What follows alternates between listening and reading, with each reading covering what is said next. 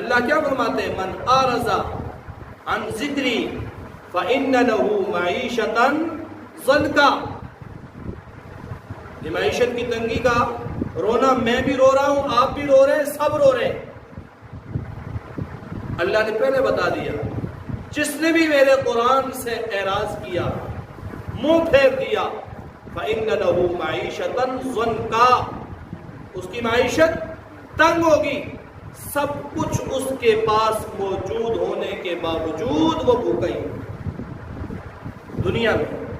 اور قیامت میں وَنَحْشُرُهُ يَوْمَ الْقِيَامَةِ أَعْمَىٰ، قیامت کے دن قرآن سے اعراض کرنے والے کو اندھا اٹھایا جائے گا. اندھا، آنکھیں نہیں ہوں گی.